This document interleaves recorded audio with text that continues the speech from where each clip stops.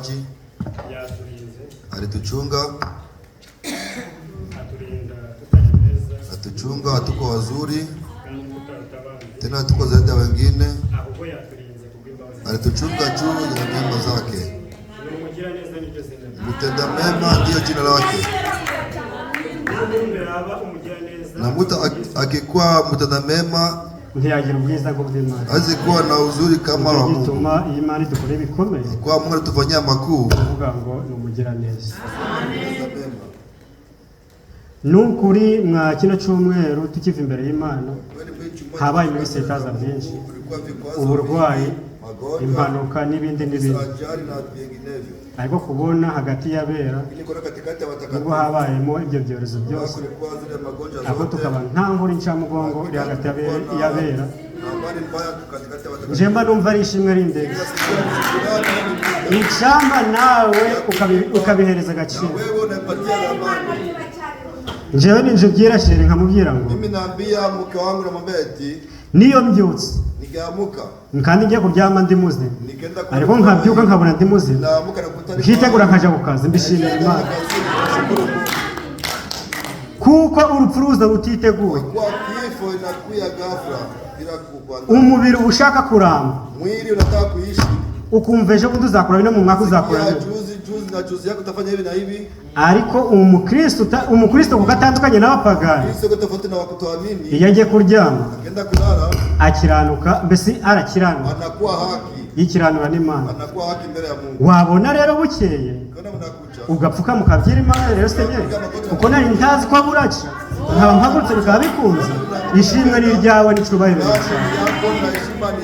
iyo Mana rero niyo yatumye duhurira hano, ndiye aliacha tunakutania hapa. Iyo Mana niyo yaturaritse, ule Mungu ndiye alitualika. Wambwira ngo mwese mbararike, wakusema nyote ni waalike, haza bake ureze pia wachache, ariko kuko twararitswe n'Imana yacu, turalikwa na Mungu wetu. Buri mwe yazi atararitswe na bizi, kila yote alikuja bila kualikwa na bizi, atararitswe na diakoni dusabe, bila kualikwa na shemasi, ahubwo yararitswe na wamuremye, bali alikuwa na muumbaji wake. Sibyo sivile rero uko bukeye uko bwije leo nakucha na unaingia umwami wacu. Tunashukuru mfalme wetu Yesu Kristo. Tutekunda tuba nk'abapagani, tusikue kama wakutoamini, aryama yahaguka kagenda, analala akiamuka na jendea mwenyewe, yarwara yakira akafatanya n'isano, akigonjwa akipona na bikamata kama kawaida, ariko twebwe umwami wacu abidukore, lakini sisi mfalme akibitenda tunajua kama ni sio kawaida. Icyama mukagenda mubizirikana, cha kunipa mnabizingatia mu izina ry'umwami wacu katika jina Yesu Kristo. Mbere ko dutangira, mbere ya tuanze, mwakire indamutso, upokee salamu z'umukozi w'Imana Eveke witwa Gahima, za mtumishi mzee anaitwa Gahima. Yambye ngo masuhuze muzee y'umwami, alisema ni wasalimu katika jina Yesu Kristo. Yambye ijambo rivuga ngo aniambie neno nasema mukomere ku rugamba kuko nguvu mumiliki kwa vita, kwa nani nguvu kandi tukurwana, tunagombana kandi nidutsinda ukishinda bose tuzahura turirimba indirimbo imwe tukina nyimbo moja, nyimbo ya ushindi. Mwakire indamutso z'umukozi w'Imana witwa salamu ya mtumishi wangu anaitwa Sekera, ari muri Kongo, yiko huko Kongo. Yambye ngo masuhuze mu, alisema ni wasalimia katika jina Yesu Kristo. Mwakire indamutso z'umusere wacu atuye Kansas, pokea salamu za dada naishi Kansas, ariko yasengeraga Goma, alikuwa anawaambia kwa Goma, ariko yasengeraga atari wacu, alikuwa anawaambia kwa kwetu, aniambia na kutane batizo katika jina Yesu Kristo, yemera Imana kuko tuyemera, anakubali Mungu kama ndio tunamkubali. Nubwo yasengeraga haha hizo ni moja kwa anawaambia pale, lakini Mungu anakundi parole, kandi yaravuze ngo nazana muri Kentucky ntanda zateranye, ahubwo zateranira takusejea pengine takusejea hapa. Izo ndamutso zose muzakire, ile salamu zote muzipokee by'umwami wacu Yesu katika jina mfalme Yesu Kristo. Mbere ko dutangira rero, mbere ya kuanza sasa, nubwo mbanjije izo ndamutso, ndio naanza ile salamu, ari ndamutso z'Imana yampaye, lakini kuna salamu yenye Mungu anipatia. Njemba numva yino yaba indamutso y'abera, mimi nezi kuwa salamu ya watakatifu kwangu. Rero umwami yambye ngo mfalme anambia eti nugera imbere y'ubwoko bwanjye, fika mbele taifa lako, ubasuhuze, uwasalimie. Kamuze yakumbuka mwe mwicari indamutso z'Uwiteka, adusomere nani haha salamu za Nabarewe ibice 19 gura ku murongo, Walawi 19 ile mstari moja, bamuhereza mu mikro, wakupatie maike. Abalewi 19 umurongo wa mbere ni umwe gusa. 19 mstari 2. Amen. Amen.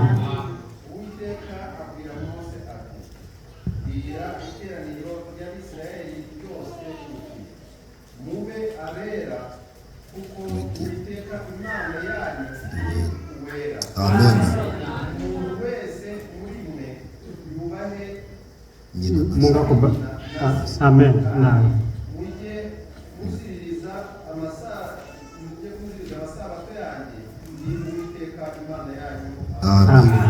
Uwiteka Imana Bwana Mose anaambia Musa ambia kanisa watakatifu wawe watakatifu kama mimi niko mtakatifu.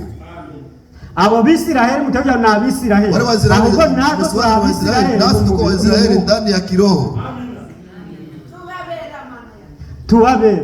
Tukwe watakatifu. Yuko umumubiri y'umuntu ari uwera ntapfa kwicara hariho hose hayikare pale popote y'umuntu ari uwera ntapfa kugira mu byo byari byo byose kubera iki azikara umwera kubera iki azikara umunyeso umuntu uzi yuko ari umunyeso ahereza isuku y'agaciro unajua kama ni mwenye safi anapatia usafi wake rero kugira imana tugendere kusudi Mungu atuendelee kugira imana iduhindure Mungu atubadilishe kugira imana ngidukiza byari Mungu atuokoe na vile kugira imana twambire zandi nginje kusudi Mungu atuvue zile udhaifu tukue watakatifu kama vile nataka tukao watakatifu.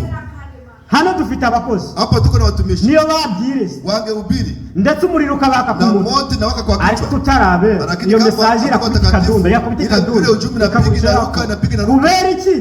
Bahirayo. Wenye nayo ni ibiti. Ni miti.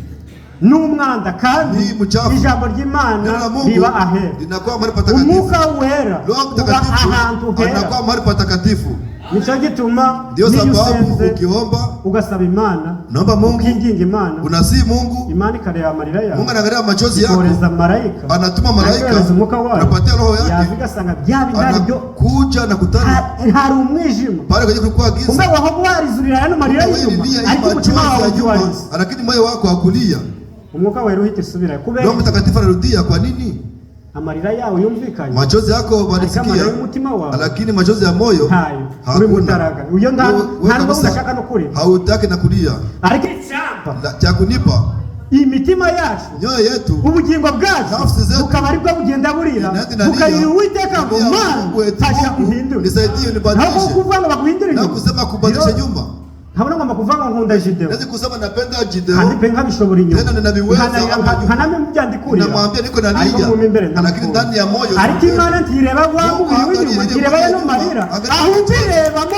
imbere mbese nizi bya kuvuga asika bizamutima wanamsema kutoka moyoni umutima wabizi ukunda Gideon moyo wabizi napenda Gideon nico Imana ibishaka nibire Mungu anapenda aricho gituma umuntu ndio sababu mtu tuvuge nk'urugero tuseme mfano mufasha wanje musaidizi wa yambe mukire anaweza kufanya makosa ngomba bari ucaruca agasaba bazi kanga ngo nakozeri ambya ngomba bari nkambya ngo ndakubabari nasema nakusamee ariko kumbe mu mutima yagize ngo ibyo biveho kuko umutima ntoye alipenda bitoke kumbe moyo wako habitoke uzica bibyara unajua je binazaa ico iyo ndi yatwise y'umutima yo yanze kwachukua igiye kubyara ikenda kuzaa ni bya bindi byo mubona mukumiro anazaa vile vile mnaona mnashangaa nico gitumye Uwiteka ndio sababu Bwana Mungu adusuhuza nayo ndamutse kuvuga ngo Uwiteka Imana Bwana Mungu abwira Mose anaambia Musa eti gira iteraniro ry'Abisiraheli barabera kuko nanje duwe mtakatifu kama niko mtakatifu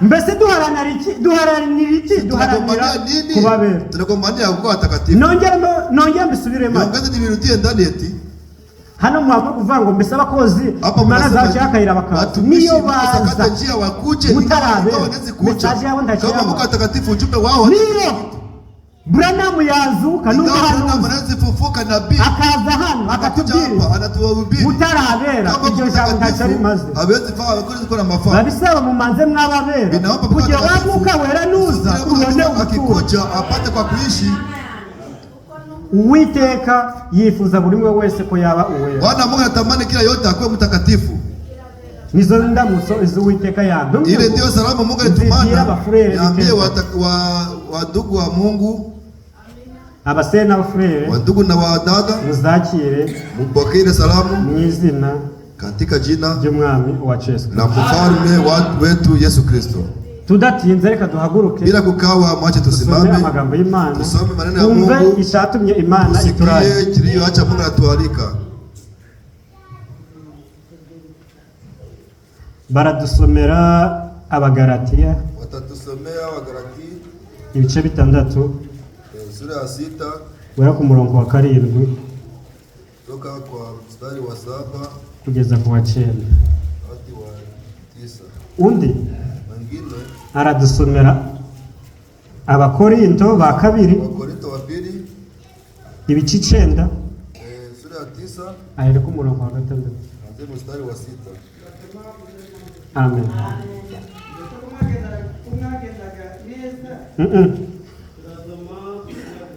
Amen. Amen.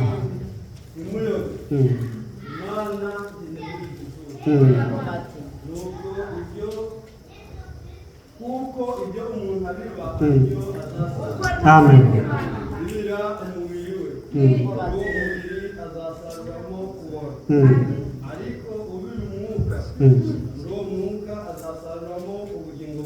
Amen.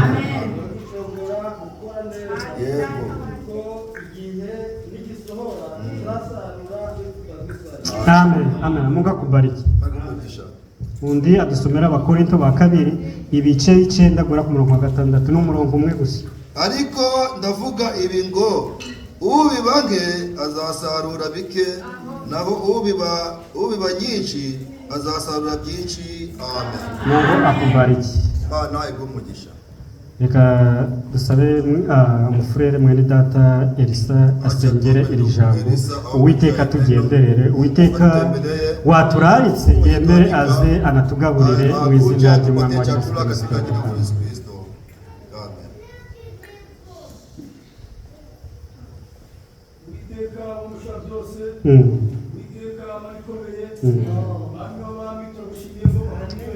Amen.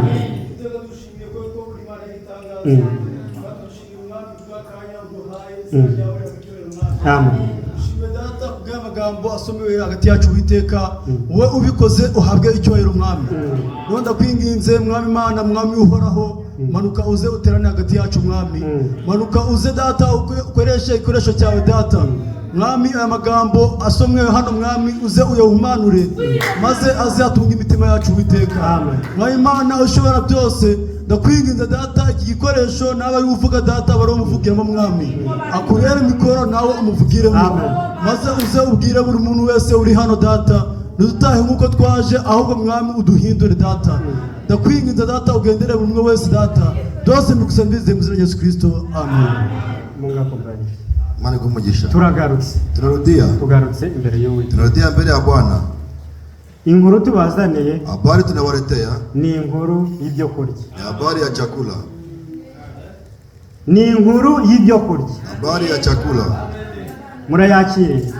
Taipokea. Iyo haje inkuru y'inzara, ukuja habari ya njaa, abantu usanga bahonze. Watu nakutanda wakristo. Ariko iyo bumvishije ngo inkuru yo kurya inkuru y'ibyibi ya chakula, abantu bose baranezerwa, watu wote wanafuraha, ukagira ngo bahaze inzara kandi kama wanashiba njaa, niko babumvishije inkuru y'ibintu. Wanasikia habari ya chakula. Natwe Uwiteka yaturaritse, nasi Mungu anatualika, kandi twaje tuzi yuko Uwiteka yadutekeye. Tunakuja tunajua Mungu tupigia. Uwiteka arategura, Bwana Mungu anaandaa, kandi agategura ibiryo biruta iby'iwacu. Anaandaa chakula zaidi ya wakwetu. Nicyo gituma dusiga iby'iwacu, sababu tunaacha vya kwetu, tukaza imbere y'Imana no kurya iby'Imana. Mbere ya Mungu kula chakula ya Mungu. Mbese kubera iki ko tuzi imbere y'Imana kurya iby'Imana? Tunakuja mbele ya Mungu kula vya iwacu tuba twari iby'umubiri, kwetu tunakula vya mwili, turi kugaburira umubiri, tunapatia chakula y'umwili.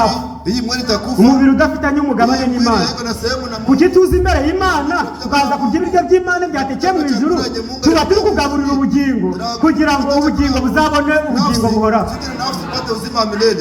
Nubu utabizi urimo abantu babiri, kama ujue uko mu watu wawili, nubu utazi kurimo abantu babiri kandi uko mu watu wawili ntabwo uko mmoja, wewe uko Mkristo. Uyu mubiri wawe usize, hii mwili unazipaka, ukawambika, unauvika, ukawureza ibyo gushaka, ariko nupfa, lakini ukikufa uzaba nka wa mutunzi utakuwa kama wapfuye utajiri alifariki, agapfa yarawe mutunzi ariko akifuza n'ikidozi kivuye ku rutoki rwa Lazaro. Yaratunze yakoze iki? Yagaburiye umubiri. Alipatia chakula mwili yake. Umukristo agaburira iki? Mukristo anapatia chakula nini? Agaburira ubugingo. Anapakulia nafsi. Lazaro ngo yarari umukene. Lazaro kwa maskini. Afite n'ibisebe. Na tena kwa na vidonda. Kugeza igiciro umukristo wemerwa n'Imana. Fika wakati kwa mukristo unakubaliwa na Mungu. Ukabura n'umuti unagushira ku gisebe. Unakosa na dawa ya kutaka. Zino imbwa nizo zamurigataka kugira ibisebe biki. Umbwa ndio zikwa zinakuja zinamulambula kwa kidonda. Ariko kuki yaratababajwe n'umubiri? Yarazi ngo uno mubiri. Alikuwa anajua kama imwili nzatana nawe. Uyu mubiri uzabo. Ariko kuko yarafite ibanga. Riri tujyanye yamutunze. Yarazi yuko yagaburiye ubugingo. Alikuwa anataka kama tunapatia chakula. Mugice kwa mwauna mubiri w'inyuma. Wakati tuko mwili ya nyuma. Yagiye hahandi ho yagaburiye. Alienda pale mwenye patia chakula. Agubwa neza. Anastarehe asanga sogokuru Abraham. Anakutana sogokuru Abraham. Kubera iki? Yagaburiye ubugingo. Kwa juu alipatia chakula nafsi. Nico gituma nje nk'urugero. Ndio sababu mfano. Nkunda bashiki bawe. Napenda wa ndugu, napenda wa dada. Ariko nkabuno. Lakini sasa bonye mu bene data. Niko ndani wa ndugu. Nkabona mushiki wanje. Naona dada. Udashaka gutura ngo kushira mu kimana. Hapendi kuishi kama vile neno nasema. Abakozi bavuga reka. Watumishi wanasema hapana. Abadiakoni bavuga reka. Washemasi wakisema hapana. Nje kuri nje ndumukozi. Kwangu mimi kama niko mtumishi. Uwo muntu sinamuteye. Ule mtu siwezi mutenga. Sinakunya no kumuvugisha. Siwezi na kumsemesha ta. Byandi byo kuvuga ngo kumuhugura no kumwonya. Bya kusema ni kumwonya. Nitamwacha.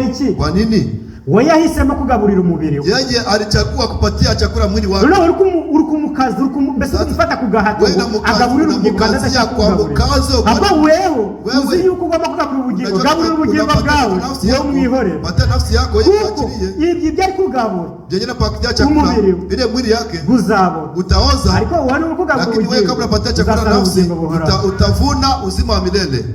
Kwa mbere mbese ngo twari turi hano siku ya kwanza ya Jumamosi tulikuwa hapa ijambo kuvuga ngo tukwa tunasikia neno zao sema imbaraga yo kunesha iri muri twe. Nguvu ya kushinda iko katikati yetu. Na imbaraga yo kunesha iri muri nje. Au nguvu ya ushindi iko ndani yangu. Soko reba ino Biblia irimo amagambo y'Imana. Unaona hii Biblia iko ndani maneno ya Mungu. Kandi amagambo arimo afite imbaraga. Tena maneno iko ndani iko na nguvu. Ariko nta magambo ya muntu ashobora kuza ngo aneshereze. Lakini maneno ndani hapa hawezi kurenda nishi. Akuneshereza ryari? Inakushindia igicupa cyano magambo. Wakati kama maneno unatia ndani ya moyo wako. Washamu umutima wawe akakuberwa. None sasa iri jambo riba ritari mu mutima wawe. Neno kama liko ndani ya moyo wako. Zambara kuzazibona. Zile nguvu tutazitoa wapi? Imbaraga ituneshereza iri muri twe. Nguvu yetu shindia iko katikati iko ndani yetu. Simugana nasi turitoraniro. Hapa tuko kanisa. Muzibazi byo turwana nabyo no hanze. Mnajua swali turetse bya buri mwe kugitiki. Ngao kila mtu binafsi. Ya kuishi ndani ya kanisa. Kugira ngo tube umwe mu byo kwizera. Tukwe mmoja ndani ya kuamini. Tukwe haki. Nje nakabaje matubu. Mimi nakabaje matubu mmoja. Nje na Gerard tubu. Mimi na Gerard tukwe mmoja. Unajua ile vita. Mbese kugira ngo ni imani izamanuka izituneshereza. Unawaza ni Mungu atakuja tushindie. Niko muri bizi. Hagomba kuboneka imbaraga. Ndani ya bizi kunaweza patikana nguvu. Yukunesha urwango. Ya kushinda chuki. Muri kabaje makaboneka imbaraga yukunesha urwango. Nguvu ya kushinda chuki. Izo mbaraga zahura zikaba imbaraga zo kunesha urwango. Za ushindi chuki. Amagisha zaba harimo muri nje imbaraga y'urwango. Urari imbaraga y'ikunesha urwango. Naho tuzahura. Hatutakutana. Tuzahura mu mubiri. Ariko mu mwuka ntatuzahura. Ndani ya kiroho hatutakutana. Uwiteka yaratugende njera amagambo narayakunze. Ile maneno niliyapenda. Yatumye ntera intambwe. Aliacha anapiga hatua. Ariko Uwiteka yemeye yuko uyu munsi. Lakini Bwana Mungu anakubali siku ya leo. Kongera tugaruke. Tuongeze turudie. Mbese kiba kituzanye ni iki? Nao tuleta ni nini? Nukufata itofari mkundi mkwaraga w'Imana yuko. Tukapata tofari kama vile tumesema tunatia juu ya lingine. Umuntu wese nubwo yaba ari umukristo. Mtu yeyote yigeze imbere y'Imana. Ukifika mbele ya Mungu. Ubuje kongera hahantu kuongezea pale kwenye nilidilia. Kwa mbere Misiri ngo twarari. Siku ya kwanza Jumapili kumva ngo imbaraga kunesha iri muri twe. Nguvu ya kushinda iko ndani yetu. Uyu munsi turagarutse. Siku leo tunarudia. Imana igiye kutubyirira indi jambo rivuga ngo neno lingine nayo sema eti isarura nyuma y'ukubiba. Kuvuna niryo jambo turaganiraho baadaye ya kupanda. Isarura nyuma y'ukubiba. Kuvuna nyuma ya kupanda. Nyuma y'ukubiba hari isarura. Nyuma ya kupanda kuna kwa kuvuna. Iyo ubibye utegereza isarura. Ukipanda unachuka kuvuna. Rero turagana ku jambo rivuga ngo isarura nyuma y'ukubiba. Kuvuna baadaye ya kupanda au nyuma ya kupanda. So kumva ko Uwiteka ari cyo adakora. Unasikia kama Mungu Uwiteka akora icyo ashoboye cyo. Anafanya chochote anaweza. Ateka ibirayi, ateka umuceri, ateka inyama kugira umwana we agira intungamubiri nziza. Mtoto yake akuwe na afya nzuri. Ariko zikubutunze. Unajua kwa huko mu wao hari inyama, hari mu icyo kurya cyari cyo cyose. Chochote unapenda. Ariko kagira abana batari. Ariko nakora watoto wenyewe wakule. Unajua kama vile vinahuzunisha. Ariko yavuye mu mwana makayenda bivunagura hikinya yake. Uravuga ngo uno azaba umugabo uno azaba kubera iki? Kwa nini? Kukubonye yuko ibyo uteka kwamba vile mnapiga. Umwana ararya. Kandi umuntu utarya. Mtu mwenye akule. Nta buzima waba muri. Hakuna nafsi, hakuna uhai na kwa Uwiteka rero yarabimenye. Arapfa kugira abana banje bagiye ku rugero rushitse. Wakwenda na kipimo kamilifu. Niko ngomba kubagaburira ibikwiriye. Naweza kuwapatia chakula inayostahili. Haleluya. Haleluya. Twumvishije amagambo y'Imana. Tunasikia maneno ya Mungu. Ari mu gitabo c'Abagalatia. Iko ndani kitabu cha Wagalatia. Havuga ngo kunasema eti ntimuyobe Imana ntinegurizwa izo. Usipoteye hawasemi Mungu kwa mpua. Kuko ibyo umuntu abiba. Kwa vyenye mtu anapanda ari byo azasarura. Hivyo anavuna. Ubibira umubiri. Anayepanda kwa mwili. Muri mubiri we azasarura mo kubona. Atavuna kuoza. Urukumva? Mungu Roho wa Mungu. Ubibira umubiri. Anayepanda kwa mwili. Azasarura kubona. Atavuna kuoza.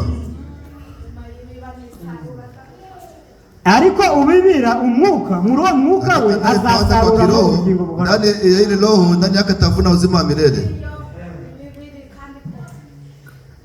Dufata urugero rwa hafi. Tukamate mfano wa karibu. Abantu bahinze. Watu waliyepanda. Iyo umuntu ari umuhinzi. Mtu akiwa mlimaji. Nanga iyo ari umubiri. Au akiwa mpandaji. Icambe. Cha kwanza. Ishamba ribarira.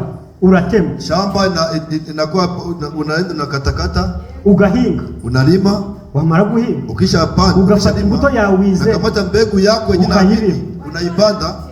Iyo ibi byose ngo bigarukira urindira gusarura. Kwanza unaisha pale.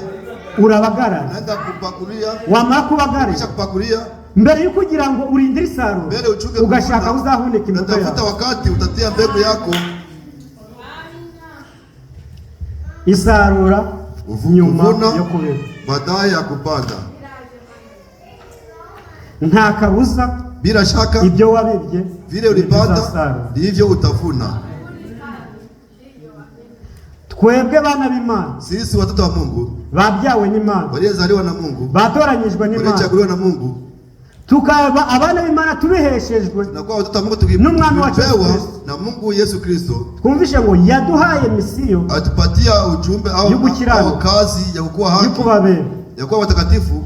Yaradutoranyije, alituchagua, si vile amaje kudutora, akisha tuchagua aduhereza umurimo, atupatia kazi, umurimo wo kubira, kazi ya kupanda. Uzi umurimo twahawe ni w'abapagani bahawe. Unajua kazi tulipewa ni leo wakutamini ulipewa. Na wahawe umurimo kandi bahawe n'umwami wacu. Na bafite umwami wacu. Kandi bo barabiba. Nao wanapanda. Nako turabiba. Nasi tunapanda.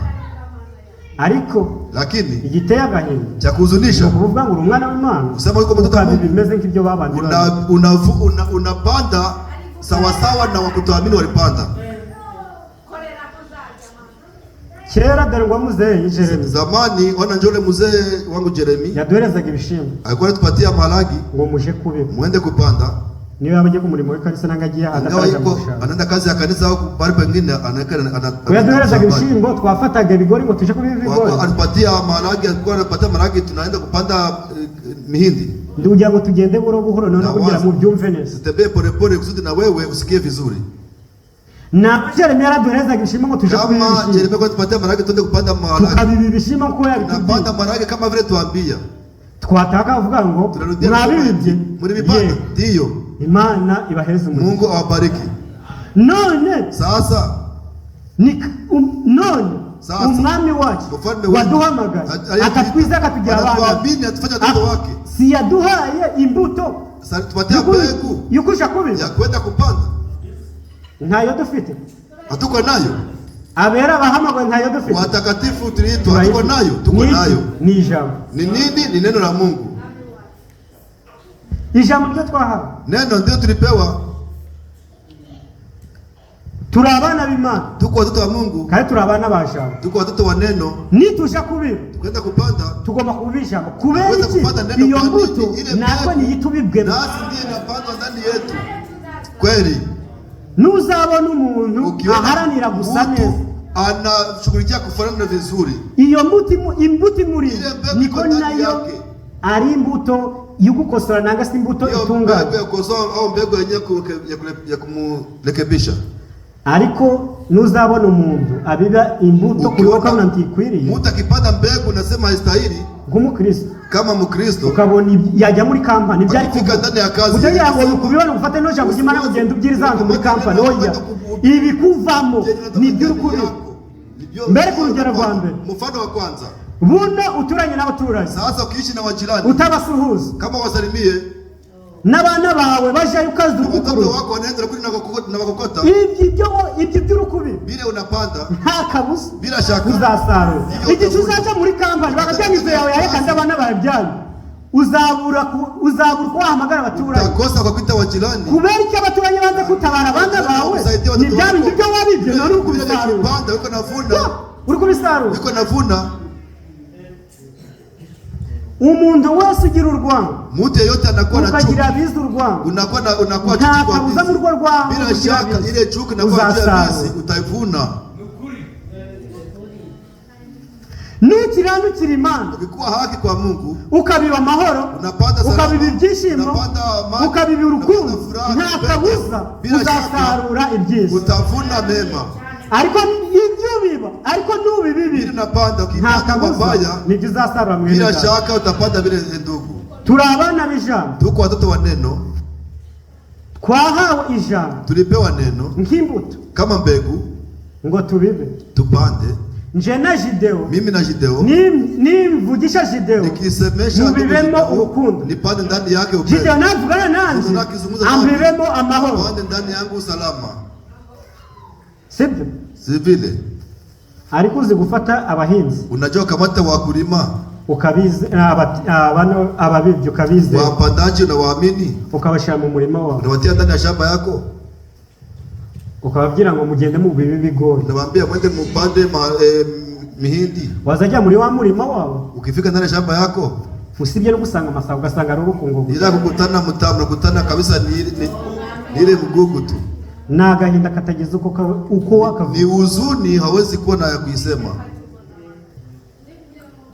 Abana bisi, watoto wa ulimwengu, nangabo twita abana batize, hao watoto tunaita wa kutoamini, umwami wabo wabatoranyije, mfalme wao mwenyewe wachagua, yarabwiye ngo mugende musambane, waambia mwende muzini, mugende munywe inzoga, mwende mukunye pombe, mugende mugira urwangano, mugende mukore mufanye hivi na hivi. Ugiye kubireba kabisa, barabikora kandi bakabikora, wanabifanya bari proud, tena bakabifanya biko kabisa, wanabisikia sawa.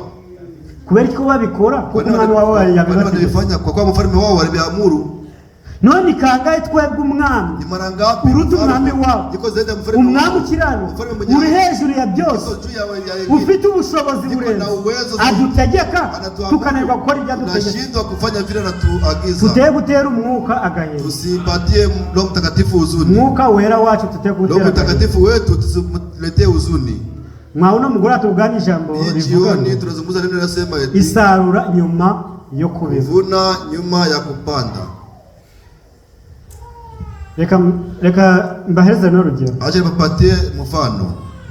Iyo umugaragu w'Imana ajana imbere, mtumishi wa Mungu akikuja hapa mbele, akavuga ijambo, anasema neno, akigenda, anajiendea, akarivuga yizeye, anasema kiamini, ababibye anakuwa anakamata mbegu, anapanda muri zambuto, ndani ya zile mbegu toziraburi ziragwa mu butaka bwiza, hazitakosa, zitakuwa ndani ya udongo, izindi ziragwa mu nzira, njiani, inyoni ziza zizitoragura, ndege zikuje zizirogote, izindi zigwa ku kara hakomeye hatari ubutaka bwinshi, udongo kubwa yenye ina udongo mingi, nizimera zikagera hejuru kuko zidafite ubutaka, kwa zina udongo, nta kabuza izuba niriva zizuba, ikikuja kuko nta mizi, nta gushorera, zina mizizi, akora kwa kuota mizizi, izindi zizagwa mu maha, zingine zizagwa ndani ya miba, amaha izambuto zizamera, zile mbegu zitaota, n'amaha gamera, na miba itaota, amaha zaziniga, miba zibura kurengera, zikose kwa kupita zitaisha. Ariko nkuko nabivuze, lakini vile nilisema twazaburi zizagwa mu butaka bwiza. Utakosa zitava ndani izo zizagwa mu butaka bwiza. Zitava ndani udongo uzuri. Imizera 30, indera 60, indera 100, bityo zingine 100 vile vile.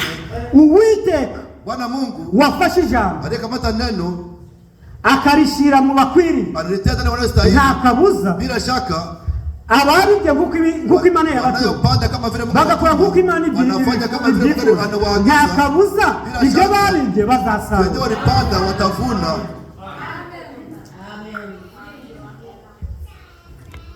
Isarura nyuma yo kubiba. Vuna nyuma ya kupanda. Sinza amagambo aba muri kuyumva. Sijue kama hii maneno mnasikiliza. Waje gusarura utarabibye. Unaweza kwenda kuvuna bila kupanda. Ariko nje kumva mbizi. Lakini kama vile mimi najua uwabibye arasarura. Mwenye alipanda anaenda kuvuna. N'utarabibye nawe agasarura. Na mwenye kupanda nani? Nambaza ngasarura. Unaweza niuliza anavuna je? Nimba bizi mbibyirayi. Kama bizi napanda nzasarura ibirayi. Nitavuna birayi. Umuryango wanje ubwe neza. Jamaa yangu itasarura vizuri. Ubibirayi. Kandi tugera kiyacu kubihiruka. Nikuwe na ngara ya kubitia ndani. Na wao utarabibye waruryana. Kupanda yuko analala. Nanga hari iriya iwacu muri cyangwa hari igice mutaje kubiba.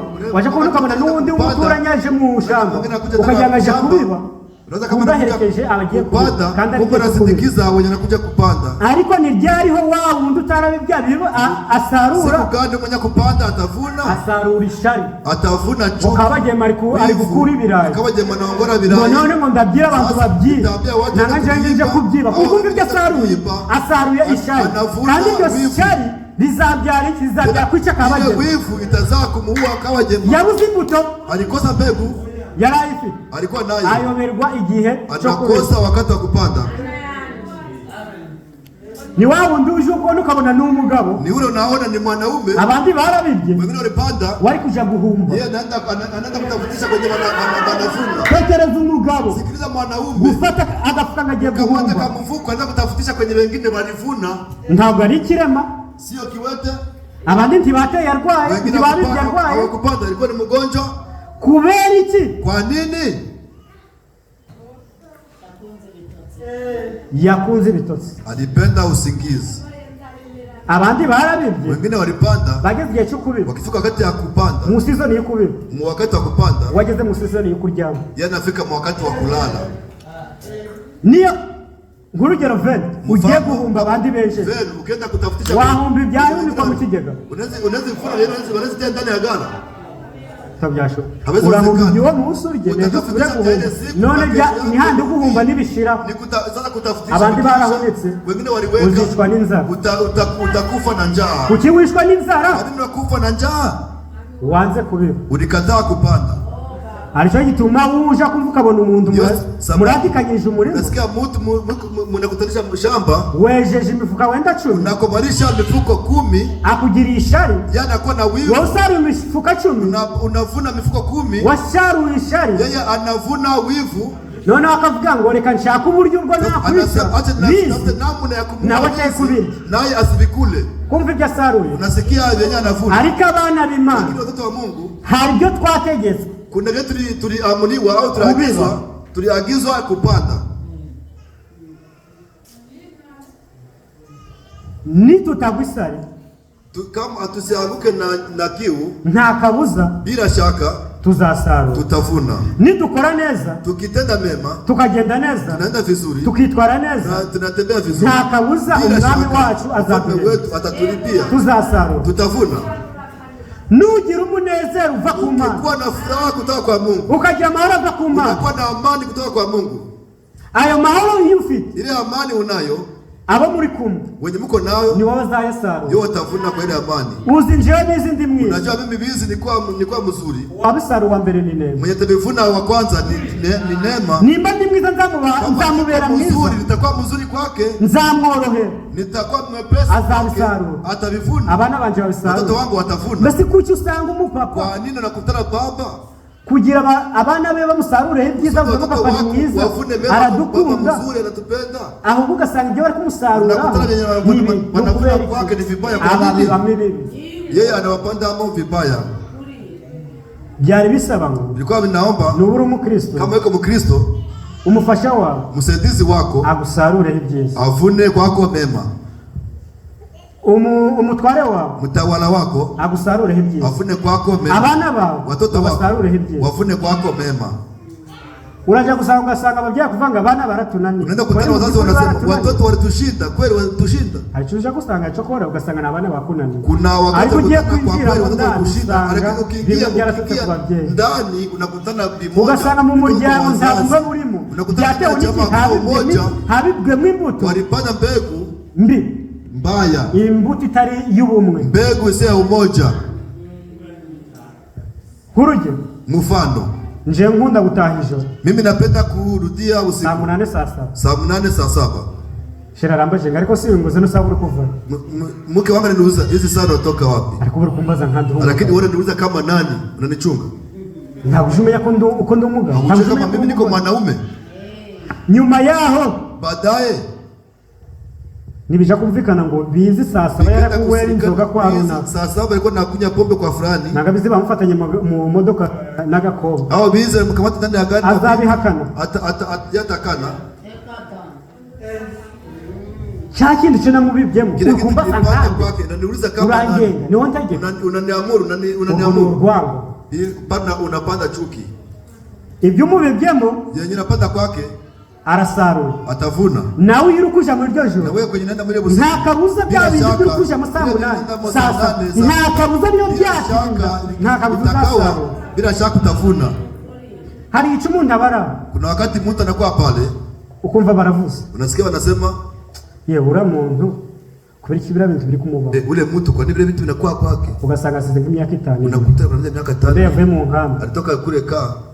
Kuki? Kwa nini? Yarahinze. Alipanda. Arabiba. Anapanda. None saruriye muri Amerika. Alilima, anapanda, anavuna kifika Amerika.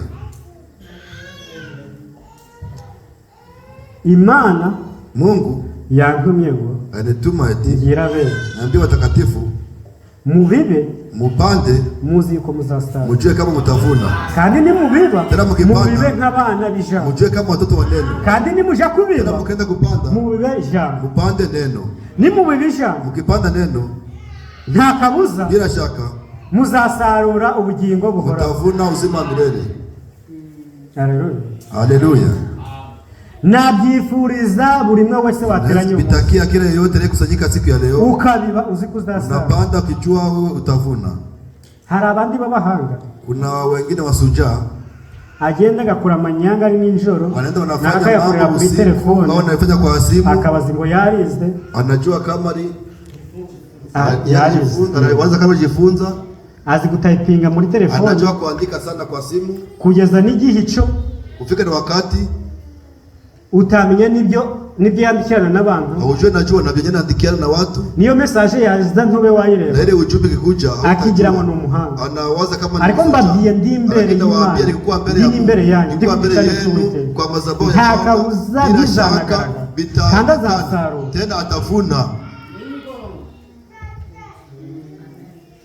Azasarura. Atavuna. Kandi naje gusarura. Agenda kuvuna. Mbese ngo ibyo umuntu akora yihishe. Mtu anafanya kificho. None uja kubisarura uzasarura mibyiza. Ukenda kuvuna utavuna mema. Icambi Imana buri mwe wese wateranye umunsi. Ikamuhereza imbaraga na ikamuhereza kubiba neza. Anampatia kupanda vizuri. Kandi ngo twabyumvishe. Kama vile tumesikia. Burya iyo mbaraga iri muri twebwe. Ile nguvu iko ndani yetu. Iyo mbaraga iri muri twebwe. Ile nguvu iko ndani yetu. Imbaraga y'ikubiba. Nguvu ya kupanda iko ndani yako. Kukundo nababyi kama vile niwaambia Nyamutunzi yaratunze ule mutajiri alikuwa na pesa nyingi we yarazi ngo yalikuwa anajua ya kwamba reka nezeze umubiri wanjye acha nifurahishe mwili wangu neza ikuwe vizuri. Uzi nikibabaje nuko yako yabanaga na Lazaro. Unajua kinachonisha alikuwa na Lazaro kama mutajiri afite umutima mubi lakini ana moyo anamwambia wenda niyamugira ubwo unukumya ngo ngwino kumeza gusangira. Wenda niyapfa akageririya wenda akakaya amagambo yakavuze. Wenda hari ukuntu wenda akavuga aniseme vile. Ariko ngo yararyaga. Lakini alikuwa nakula. Ubuvungukira bwanze buguye musi ya mbere. Lazaro akamusangira nini? Lazaro anamuchangia na umba. Wicha kumeza umutima. Ule mtu anekana mezani na ile roho yake. Kumbe yarari kubiba. Kumbe alikuwa anapanda. arabiba pe, anapanda mu mubiri yarari kubiba, ndani ya mwili alikuwa anapanda, kandi n'igihe cyazapfa wamuka, kuko umwuka atakufa ile roho uja aho wakoreye, unaenda kwa ajili utumikia. ariko we Lakini yeye yabayeho nabo mu migabane ebyiri, aliishi vibaya ndani ya sehemu mbili. wenda bavuga ngo yariye neza yaratunze neza, akonjeho kundumeza kugira mbeho neza, niishi vizuri mu mubiri ndani ya kimwili, ariko mu paroli ntari neza, na tena ndani ya ujumbe siko vizuri, nje numva ndishimye, nasikia je kuri jewe kwangu. Ariko yiwe yabayeho neza mu mubiri, aratekereza ngo kuntu mbayeho nimfa niko nzaba. Ariko frere se, lakini ndugu dada, kuko wibona vile nashiona wenda ukavuga ngo reka nigire neza nitwaza, unasema acha nikuwe vizuri nishikamate hivi, nupfa ukifariki niho uzamenya ngibyo ibyo wakoraga ni wale utajua venye kunatumika ni nini.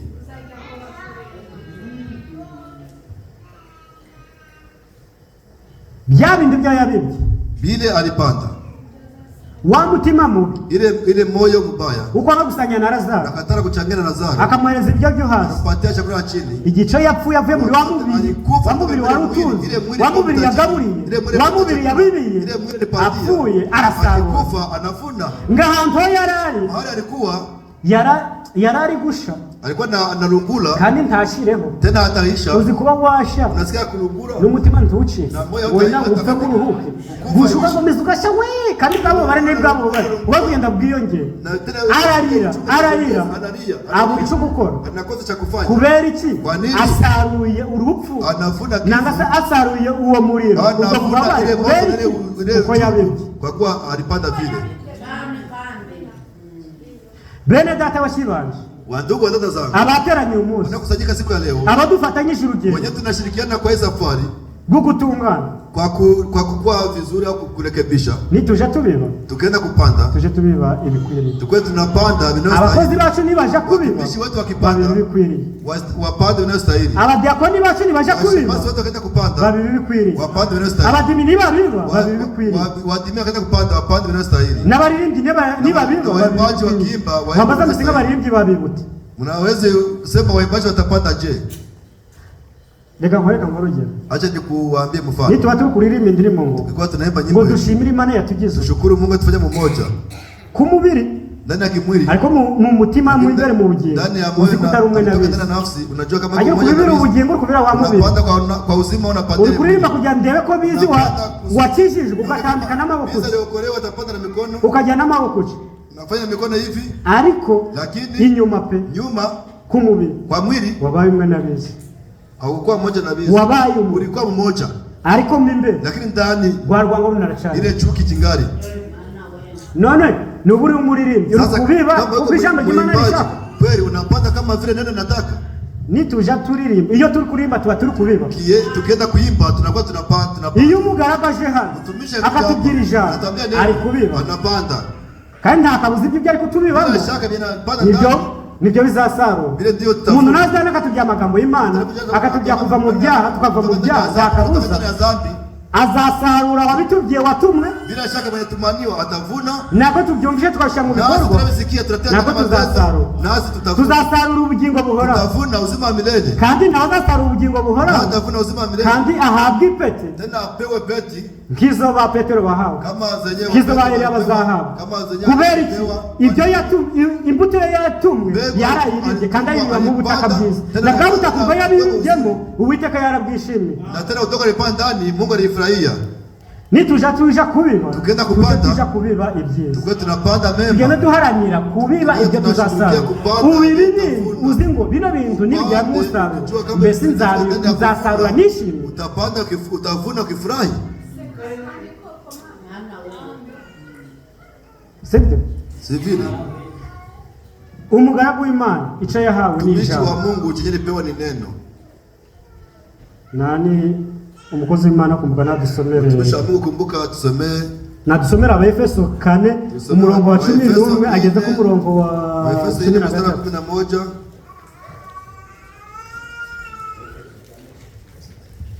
Uchuhere ku 11 ugeze ku 13. Mstari wa 11 hadi 13. Amen. Nuko abamwe kuba intumwa ze, n'abandi kuba abahanuzi, n'abandi kuba ababwiriza ubutumwa bwiza,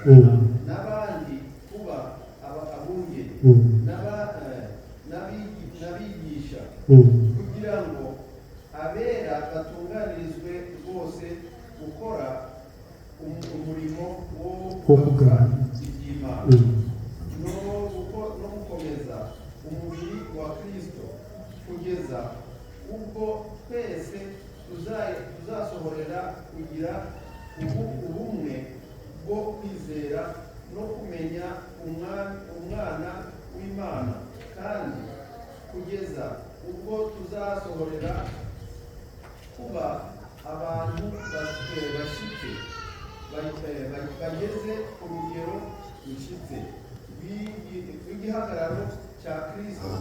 Amen. Mungu akubariki. Imana iguhe umugisha. Amagambo aravuze ngo bamwe ibahereza. Ayo maneno nasema wamoja nawapatia. Kuba intumwa. Kukuwa mitume. Abandi abahanuzi. Wanabii. Abandi ababwiriza butumwa wahubiri habari njema. Abandi abungeri. Wengine walimu n'abigisha. Na wanafunzi. Si imirimo eshanu. Si kazi tano. Ariko bose bahawe. Lakini wote walipewa imbuto imwe. Mbegu moja. Nubwo ari imbuto imwe. Ndio ni mbegu moja. Ariko yahawe. Lakini ilipewa abantu batandukanye. Watu tofauti.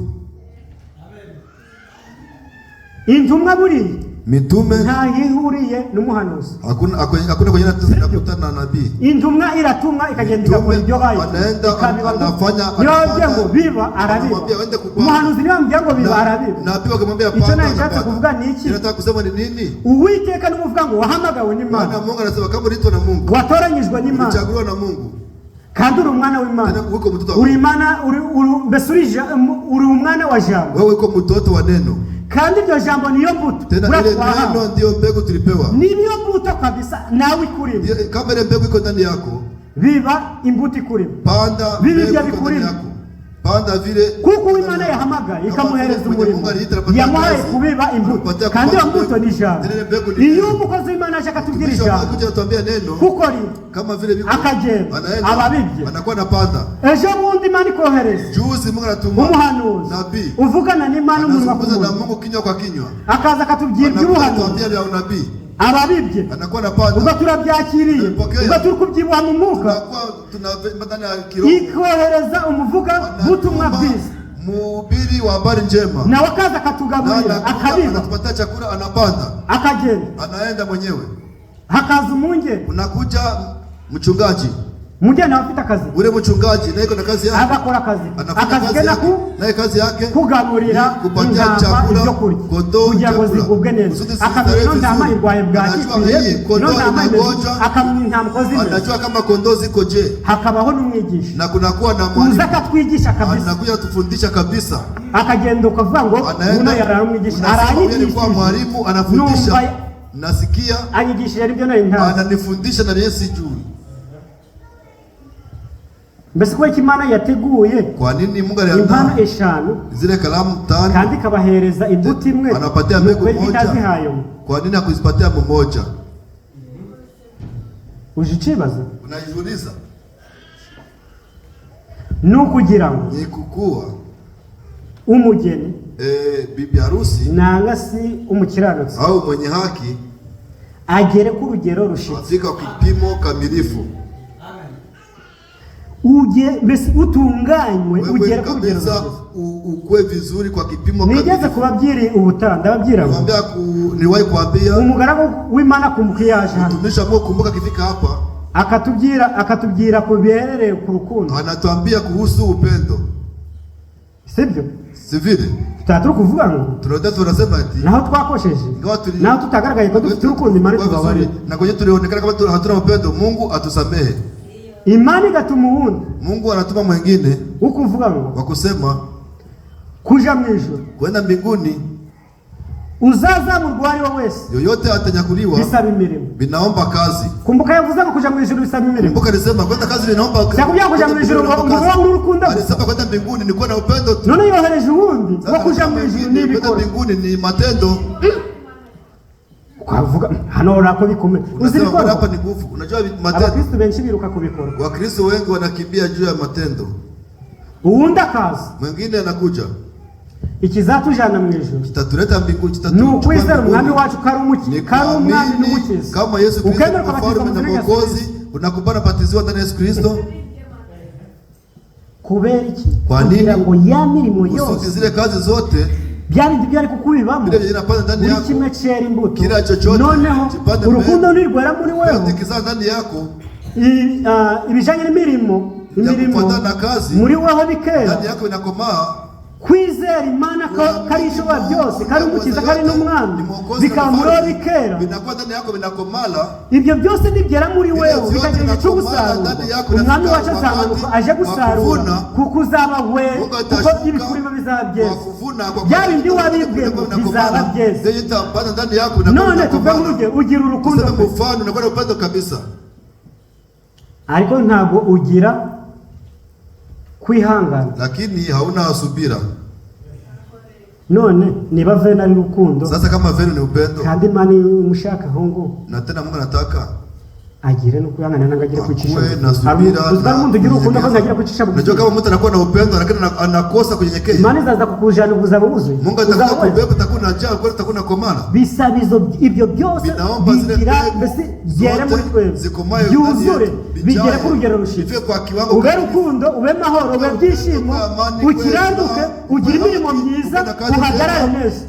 Uwiteka nabona ukwiriye akabona ugeze kuri rwawe ugerashaka, Uwiteka azamanurwa n'ukuza gusarura umugimo. Icyapu wateranye umunsi ukamenya ngo mbese ndikubiba nzasarura. Byenye napanda nitafuna nini? Mbese n'ibyo ndikubiba musarura nzasarura nishimye. Kuvuna nitafuna nikifurahi. Uzi kubiba waje gusarura urwo kinyamenya ubabaye. Unavuna ukichaga meno na unauza. Kandi abandi bageze mu gihe cy'isarura baranezerwa bakishima kuko bageze mu gihe cy'isarura. Icyamba namwe ibyo mwari wewe tayiripanda kuko tugiye twageze mu gihe cy'isarura twazajya mu gusarura tugasarura twishimye. Tunavuna tukifurahi. Nako tuzasarura twishimye ryari kuko twaribye ibikwiriye. Mwene data mushiki wacu wateranye umunsi ndakwinginze nakusihi uje ubiba ibyiza. Nitugera igihe cyo gusarura tuzasarure tunezere. Uvune ukifurahi. Wajya ku meza y'umwami wacu uri nyirarwa. Unaenda kwa meza ya Bwana uragwanga ugomba kukuvamo ahubwo muri wakaba mu mahoro. Utakuwa wako na kuwa na salama. Rero tukiri hano tukiri mu myiteguro hapa tukibiba turacyari kubiba kandi isarura riri hari tukibiba rero bibi byiza kuko ari imbere hari isarura kugira ngo uzasarure ibyiza nawe usarure ibyiza naruna akasarura ibyiza twese iteraniro dusarure ibikwiriye nidusarure ibikwiriye tubeho tunezerewe tuishi tukifurahi. ngo tuzasarura ubugingo buhoraho. Tutavuna uzima wa milele. Situri hano kwa hejuru ubugingo buhoraho. Tuko hapa juu ya uzima wa milele. Situza gushaka umwami wacu kugira tuzabe ubuzima. Tuzabane nawe. Uishi milele, uishi nawe. None rero kugira tuzabane nawe. Kusudi tuishi nawe. Tuzasarura ubugingo. Kusudi tuvune ile uzima. Tubibute kugira tuzasarura. Je, kusudi tuvune uzima wa milele. Niko tubibi by'umwami wacu ashaka. Kwa tunapanda ni Mungu wetu anataka. Mbese umwami wacu ashaka tubibi. Mfalme wetu anataka tupande nini? Icambe. Cha kwanza. Biba gukiranuka. Panda kwa haki. Uzi yuko nubwo turana n'abaturanyi babo. Na wakati tunaishi na wajirani. Ukiranukira Imana. Iyo mutabavugisha. Bakabona ugenduca baravari ko uramu barakirana. Basi kwa nini? Bacha babikubonamo. Wanakuona kwako. Nibyo babibyemo. Na biripanda ndani yao. Iyo ukunda gusuza abantu. Ukipenda kusalimia watu. Ukabana abantu neza. Unaishi na watu salama. Wanasema eti Gideon arakirejejwe pe. Anaokolewa kabisa. Bowazi wa musore arakirejejwe. Ule kijana mbese ni umuntu bana neza. Mbese kwa icyo bavuze ngo akijejwe. Imana kuko icyo Gideon yakoze yabibye gukirana. Yeretse abantu bakirana. Bowazi cyo yakoze iki yeretse abantu bakirana. Imana ishaka ngo tubiye gukirana. Mungu anataka tupande kwa haki. Nubi bagukirana uzi umuntu kirana kuzigabanyira rwango. Unajua mtu mwenye kirana Imana adakirana ngabanyira rwango. Aze kuwa mwenye uchuki. Uzi singaba ngaba mbese wa muntu ukomeye ukibuye. Ule mtu mwenye nguvu wa kabisa wa oya aroroha. Anakuwa jewe mbaheze buhano. Nigeze kuganira n'umuzeyi. Yari umuzeyi. Alikuwa mzee. Umukozi Imana. Mutumishi wa Mungu. Umugambi ngo nangiriye hakurya. Je nagiye ndi kucisha gufanze ngo mbese urabizi turabuba kuko n'abakozi Imana kandi babisazira ariko nasanze yicishije bugufiya kurusha n'ukundi ko nari mutekereza ni ndavuga ngo niyo waba umeze ute n'ubu ukijijwe icambere mu nzu kugira azakubona kucisha bugufi azakubona no kucisha bugufi ako mu gihe uzavuga ngo nje ndashobora mbese washoboka ugashobora kurusha Satani Satani wagira nkabuze zira pia nizo bari gukubita zikavugira mu rubavu yagira uca akaza mwize yagira uca base yagira anakuwa hivi ngicha shaka cyose ngo caraba nataka chote kinakuwa ufite wako hanga wiko na usuja gani ugasanga umuntu akuvuga ngo mimi nilijifunza ninde muntu wambya ngo muri Amerika avuye mu assemblée yacu nani mwenye sema hapa Amerika akitoka ndani ya assemblée yetu au kanisa yetu nabandi bari abene data nabandi bene data ngo hariho assemblée ihagaze neza y'abanyamerika angalia kanisa lasimama vizuri ya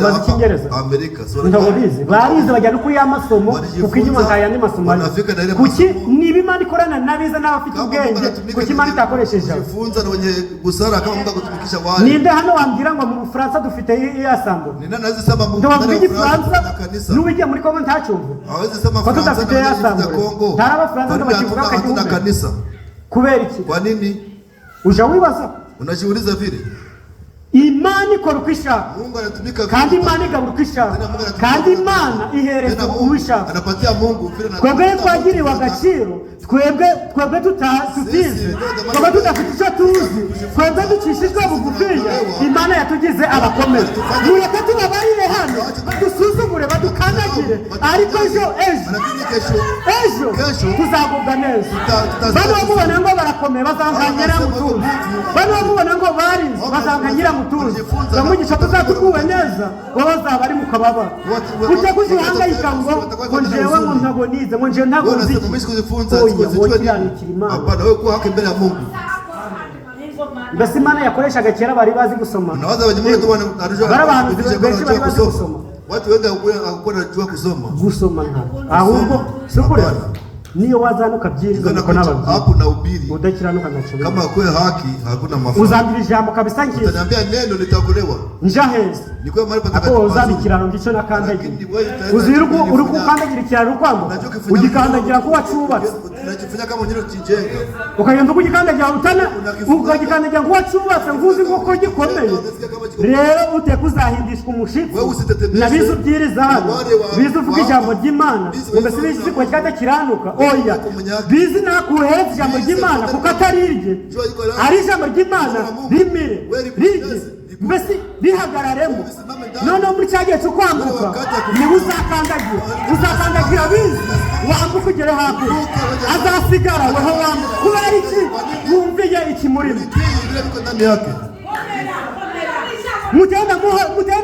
mugenda muhangayikishwa n'imiyaga n'imvura oya nabari mu mvura agenda nabari mu muyaga komera kubatswa ku rutare n'uwanyeganyega sinabasha kuba kubera iki nubatswe ahakomera ngo mbese runaka karirimba arakize mbese are gushinzwe icyo ushinzwe kari gukiranuka umureke niba wubatswe ku rutare komera urakomera ushikama kwa nguvu utekwanga wa mpapa ubasimvira ku musenyi imfura yara umuyaga imivira tera kuva kwiyo ngo kwabaye kunini ariko wari wubatse ku rutare imfura yaraguye igiyaga imivira temba ngwiyo nzu kuko yari wubatswe ku rutare ngo isigara ihagaze ndararikira bene data bashikira kubatswe ku rutare wanyuma wubatse ku musenyi komeza wubaka ku musenyi ariko twebwe kuko Uwiteka yaduhamagaye akaduhereza misiyo kubatswe ku rutare yatweretse aho kubaka yadutoranyirije aho kubaka aho yadutoranyirije turubatswe kandi turakomeye ntacyabasha kutunyeganye hariho umufurere wambaje amaze ngo kwa Imana yemera kubigeragezo kwa nini Mungu anajua anaacha ile majaribu natufikia namubwira frere namwambia ndugu icyatumye cyenye kiriacha Abisiraheli Waisraeli igice bari bamaze imyaka 100 ngaye bari mu burere bari gutezwa. Farao yari umwanzi w'Abayisiraheli, yarabatoteza alikuwa na wasaliti, ariko byatumye mu Bayisiraheli bakeya batakambira Imana baravuga ngo utugire imbabazi ukadukwamwa bagendaga batakira Uwiteka. Igihe cy'ubucya kigeze wakati wa Mungu nafika arabacura abakura mu menyo n'abakura mu ntoki z'umwanzi. Kuko twabivuze kama vile tulivyosema, Farao byanze byari byo gutesa ubwoko bw'Imana, Farao vile vya kusaliti akabutoteza, anawasaliti abana b'impinja b'inzira karengane watoto wachanga na waua na Farao yarisaru yete yabisaru. Farao alivuna hakuvuna, ndio yabisaru hakuvuna kweli, yarabisaru. Farao alivuna. Igihe Mose, wakati Musa igihe bari bamubajije avuga ngo Musa azahora tuyobora, atatuongoza ndiye atatuongoza tu. Ubwo tukuvuga babandi babibye, tunasema wale wenyewe walipanda mbegu, bamwe baje mu ruhande, mmoja anaenda hapa pembeni, abandi baje mu ruhande rwa Mose, abandi baje hagati. Upande wa Musa wengine anaenda katikati, abasigaye n'abanye wenyewe bakiye ni wanani? Saba bibye bikwiriye, si wenyewe sahibi yenyewe na sahibi. Baravuze ngo balisema eti bamenye yuko Mose ari umugaragu w'Imana, kama Musa ni mtumishi wa Mungu. Kuko iyo uri umwana w'Imana watoranye, kwa mtoto wa Mungu kichaguliwa, niyo hagira ahantu haba yakaduruva, urareba kabuza mbese wajya ngo ufite amasonka y'ikizi, urareba kabuza ukavuga ngo nubwo yino tambara imeze bino bikaba imeze, ariko Imana iri ni hano, ugahagarara ugashika kandi bya hashira iminsi waje kubona ukabona wasigaye uhagaze ahakwiriye. Ikizatera agahinda ni ukwisanga muri rwa waje rwagemo bakora na Datani ako nuzisanga urimo babandi bahagaze mu ruhande rwa Mose, uzabura umwana w'Imana wahawe umurimo kandi washyizwemo imbuto y'Imana, ishyamba ukajya umenya ibikwiriye. Twumva ngo Mose abagabo kuja gutatu, Musa anakamata wanaume wakwenda kuangalia tuma wangapi? 12. Alituma 12. Abazanye nguri ikwiriye ni aba. Wenyewe leta habari na stahili ni wangapi? Bari ya 11. Wale 10. Babonye ibigabo bimeze cyane, barabibonye sisi no kubesha. Barabibonye. Bava ngo twabera tukasabona bino bigabo. Nuzo bibagirwa ngo Imana yabaremye, Imana yishe Farao ikamwica mu nyanja itukura. Imana ngizanirwa byabigabo. Imana yacu, Mungu wetu, Imana yacu yashoboye kamanura Satani, bijya bigabira bishoboye. Ariko umufurere arahagarara aravuga ngo nubwo ibyo bigabo ari binini, bikaba ari binini cyane, ariko Imana yacu izabidushoboza, Imana yacu izabitugabiza. Umufurere agiye igihagararo, mbese kubera ko yari afite icyo gihagararo niko yari yubatse ku rwa rutare. Iyo yubatswe ku rwa rutare uje ubona ukabona ibintu byose ari ubusa, imiyaga ari ubusa, imipfa ari ubusa, byose ukabona ari ubusa, kuko twizeye ngo mwayi musi y'ijuru nta kinaniye Uwiteka, n'abari intege nkeya Uwiteka arabishoboye, n'abari uburwayi Uwiteka arabishoboye. Uje wizera ngo Uwiteka arashoboye. Uwo mufurere aravuga ngo nubwo ibyo bigabo bihari, nubwo icyo gihugu ukijyamo bikomeye, ariko nzi ngo Uwiteka wasambukije inyanja itukura na bya bigabo byatugana, yari bagabije byabagabije. Icyapa bashiki banyu bane byawe mugaragara kigabo, turi mu ntambara mugabanya kugira ngo mutende mujye ngo twaratashe. Oya, turi mu ntambara, tuko ndani ya vita, turi kubiba, tuko tunapanda, ariko ndikubereka ngo nubwo turi kubiba isarura riri hariya kandi ni bugufi kuvuna biko pale gambo biko rero tukibiba. Mwene data mushiwa ndugu data panda vile vinastahili. Danieli ntago yarari umunyago. Danieli alikuwa mvuma, akifika kule kugeza igihe icyo kufika wakati yanze gupfukama igihe alikatara kupigia magoti kisanamu, kwa nini? Icyari kimurimo, icyari cyararuhuzemo, ntabwo cyari kimwemerera gupfukama kupigia magoti sanamu, ni kizira, ni chuki. Aravuga nubwo ndino ntari mu gihugu cyawe, ariko ngaba ndi mu gihugu cy'abandi ya kigeni, nubwo banyaze, ariko tubahisha Uwiteka wanjye, tubahisha kuko niba nubatswe juu yake. Byatumye n'umwami avuga ngo anasema tangu sasa Imana ya Danieli abarise. Mungu wa Danieli muyabudu. Kubera Danieli cyakimurikemo. Nicyo cyatumye ahagarara. Kusababisha nasimama vema. Imani ya iramamara hose. Mungu anatangaza popote juu ya Danieli. Sadraka, Meshaki na Abednego. Sadraka, Meshaki, Abednego. Banda kufukamira Imana. Wanakataa kupiga magoti sanamu. Hawakuwa nazungumuza mtu kwa mtu. Ariko imbuto yari iri. Lakini yari yao. Ilikuwa barimo. Cyamaje gukora inama tayari. Yao tunafanya shauri. Uzi ko Gerard agomba kuba ari hano. Nanjye naje muri California. Tutariko. Na tuko pamoja. Gerard akavuga rero. Gerard anasema. Nuko bavuze ngo. Ngaba anasema. Nitudakora kino mu kintu muri Amerika. Kama tumige ikitu kwa ndani ya Amerika. Ntatuzongera kwemerwa gusenga. Hatutakubaliwa kuabudu. Hariko turi kumwe. Nanjye pamoja na mimi siko California. Nanjye bakangira. Nanjye nkavuga ngo kino kintu nikizira. Ahubwo kuko Uwiteka umutima wawe. Nzabaho ndasenga ariko nsengera mu mutima wawe. Na Gerard aba gutomwa kubera iki? Kwa nini? Yambutu turimo yamaje kugira inama zo zaragaye kubera iki? N'umwuka wera. Umwuka wera wasanze Gerard kuko yubatswe kuri rutare. Uramubwira ngo Gerard kino nikizi. Wamuka wera nsangurambya ku kino nikizi. Abo bakurere batatu baba bari baragaye. Ariko babazanye ngo batere mu muriro. Bose bari bafite umugambi go. Wowe Imana izadutabara tugapfa. Nakabuza ko twafariki kupiga magoti sanamu. Imana yarabatabanje abatabara. Kubera barasaruye tabasaruye. Babasaruye bakiriho. Bageze mu muriro ntibasha. Umuriro urabati. Moto wagopa. Mbese umuriro uzagushobora ryari? Moto utakweza siku gani? Igisha nawe uri umunyantegeneza. Wakati na wewe yuko mzaifu. Igico wabibye kidakwiriye. Ulivuna bisiyo stahili. Tekereza ninde ugeze kugera abantu benshi ajya nani nyanja abantu benshi bayize nk'inyanja. Watu wengi wanabijua kama bahari. Ndio. Ninde ugeze kugera ku nyanja. Nani mwenyewe fika ku bahari. Mwese hafi mwese simwagezeho. Mwabonye yari amaze kundagira. Mnaona ile maji fina. Je naragiye. Mimi nilienda. Wewe anongeze nk'ayinyuma. Kutoka hapa nifika pale nyuma. Ngera amaza ndenge nzari nziko. Ako nari nkanye kugenda. Iyo ntagira amahirwe mwagira abantu baza kumfata. Nari ndapfu. Iyo amazi.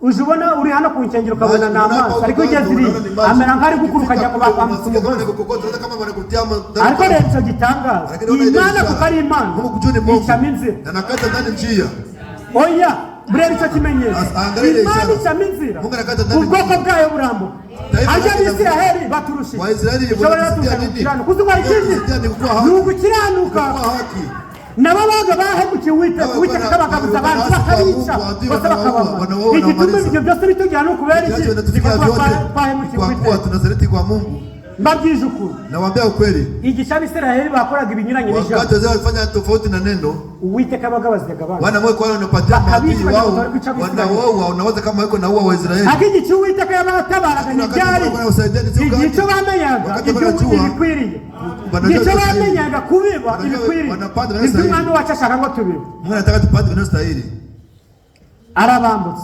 anawavukisha Farao yarambutse Farao alivuka. N'ingabo ze barambutse. Na majeshi yake walivuka. Ntibambutse. Hawakuvuka. Mbese ibyiza ibyo Uwiteka yakoreye ubwoko bwa Israeli bari kwa. Vizuri Mungu atumikia wa Israeli wanavuka. Ntabwo ibyo Uwiteka yadukoreye. Sisi Mungu atumikia. Ugeza nawe nta kintu kizishana yakora. Mungu bado haja kutumikia kitu. Ja kugeza na n'ubu. Kufika saa hizi. Nzi yuko Uwiteka. Najua kama Bwana atafanyizia makuu. Ikisigaye kari kintu. Nao bakia ni kimoja tu. Niko yaza vuba. Bakona kuja kwepesi ananibeba. Njembere natinyaguru. Nuko naogopa kifo. Najaga kuryama nzingo kulala. Ariko siku nkabona mfuye. Ariko kandi ndakubeshi. Nakwambia ukweli. Ndavuga nk'urupfu rwawe. Nanga niyo napfakaje kwiruhira. Ngiye ku mwami wa Yesu Kristo. Kuko nzi aho nubatse. Wako najua kwenye nini. Nagarukiye umwami wanjye kandi ngaruka nta mikino. Rero niyo nava mwana mubiri ubora ariko nzi ubugingo bwanjye buzaja aho nakoreye. Amen.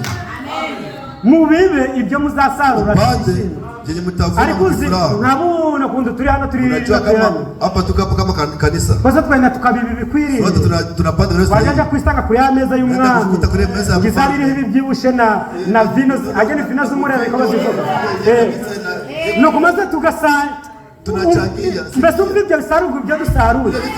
Ibyo nibyo tuzasarura. Tutavuna. Kandi yagiye kudutegura siko hapo. Anaenda kutuandalia si kweli? Wagiye kudutegura tuzaba. Kandi hazaba niho nako tuzaba. Tutakuwa na sisi tuishi pale. None nkabuno kuvuga ngo Imana iratinze. Kubera ko yagiye kudutegurira. Anaenda kutuandalia. Ahazashira bya bihuniko. Wenye tatia vile vile umusaruro w'Imana. Mavuno ya Mungu. Wege kudutegurira. Anaenda kutuandalia. Ari twumvishe ngo tulisikia. Uyu muntu ari hafi gusarura.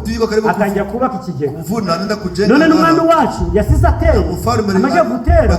Arabagararira. Anaparulia. Abonye isarura ryegereje aja gutegura hazashira ibisarurwa.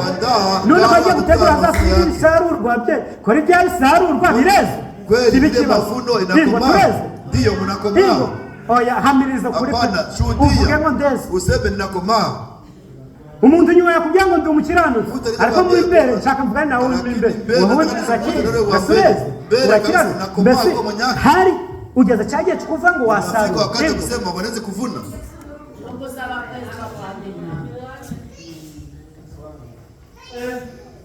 Bene data bashibana wandugu wa dada zangu nishakundi umeze pe na kera mimi vile nipo na zamani nabanzi baranzi na watu wengi wananijua nishaka kugira nzana imikino mu byima mimi kusudi ndete mchezo kwa bya Mungu ndagenda ngakora ibyo nshaka gukora ninaenda nataka mimi nataka ako njewe buno ndamutse mvuye mu byima lakini mimi sasa ahugira nze hano kusudi nikuwe hapa ariko uzi kugira ibiryo biba ari byiza abantu batsizurije ku meza watu wanataka chakula mezani musahani nziza musahani nzuri ukazana ibitoke byanduye mu kuleta vitore vya uchafu ndani ya chakula.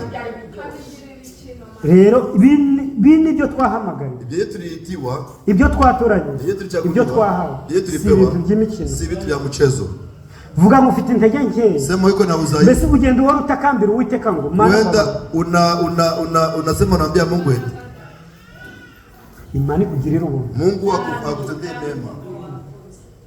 Ariko hari umuntu unaganire nawe kuna mtu cyaje kumbabaza kumeza nari ko birahaba pe naje bise kuwa kama bitakuwa arambwira ngo mbere ananiambia cyaka cyirwa urubanza mbere ko nakatoa kitagenda ibi bihabende binaye ngomeza twere ko nageze nyuma ngo numva ngo ntoncirwa urubanza nafika nyuma mbese hari nyuma naye abayarambabare nangambabare kweli Mungu anaweza kuwa nisamee au kuza wageze ku yerevo alifika wapi yageze ku yare nanga na satani na wazi yuko azarimba ingawa na shetani ajua kama tangamia yageze kuri yerevo ubwiza utasatani alifika na kipimo kinapita byabindi byo umukabara gucega rubanza ngo wabiretse kwa mukataka kumwakubiacha akubiacha ugomeje guterana unaendelea kusanyika byandi byo wewe umukabara kugira ngo birebe no wabiretse narachakomeza nani marike zaita gukiru umutima ndagukira urubanza mana yaba yarambabari Mungu anaweza kuwa nisamehe ingo ndio uwo muntu ule mtu uri hanye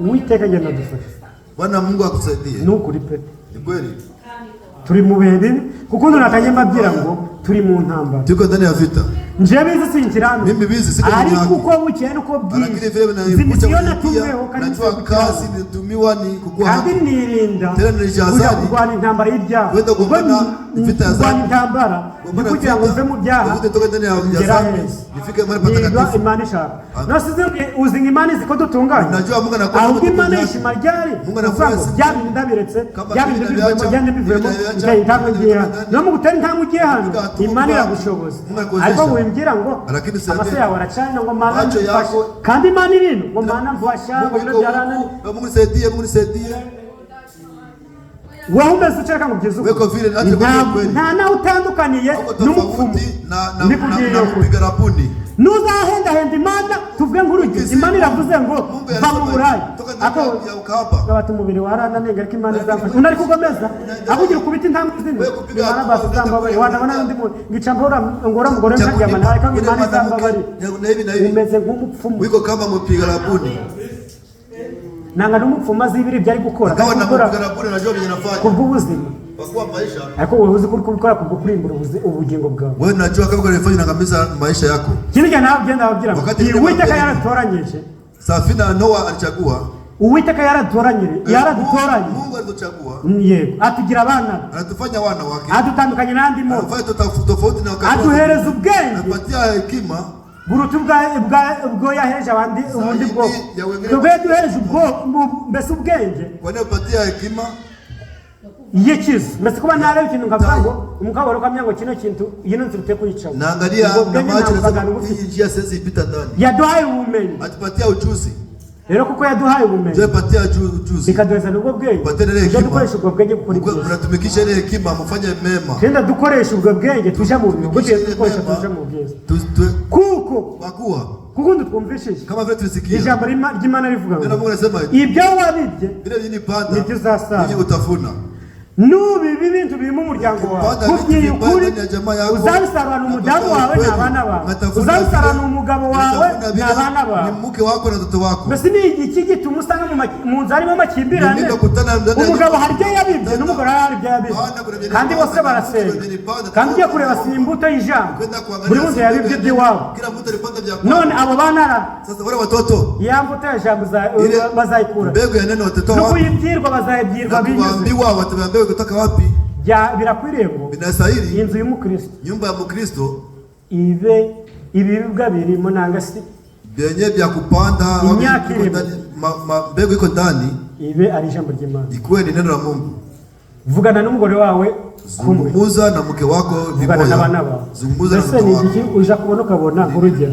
mu mbabarire kama mfano munisamehe je buriya mimi nta muntu wo nza hano ngambire kuvuga hakuna mtu anakuja hapa nataka kusema juu yake byari kubona umuntu simu gani unaona mtu okreka kamaze natanga n'urugero acha nipane mfano nigeze sherigeze kumjana myango yabonye kanza ku nani ko nurayi nako ngo yaraye mke wako aliwahi kusema ndio yagiye kuyambara pe yarari kucunga lombe kwa fulani kandi ngo yazjanishije n'ibyanje wakati ana kuivara akiyamba sikundi twakubitanye twenda gusohoka wakati kutana kutoka nje Goye wambaye neza pe wabere unavaa vizuri tena kwa nje ntambaye ko tigeze ngo tuzire mu sifare suti muzuri harusi tuende tena tufanye harusi nambita mbyumja ko nta masaha twa dufite namwambia hatuna masaha none iyi kanzu yambaye ngo turagenda hii lobe unaivala tutaenda ngo hari kibaye nakuwa se namwambia dada yemera ku mwana w'Imana kama mtoto wa Mungu aho ko yararimo imbuto nziza n'ukuri mbabyisha ukuri namwambia kweli alitoa tena nanda kujana chini nataka kufikia ni cyaje cuja kubona wakati nda kuona bikwereke imbuto yabibwe mu muryango kuonesha bigo yini panda kabaje makaviwe kama matoka kwake ufite umukobwa w'inkumi siko na binti kabisa akava mu rugo ko yambaye nawe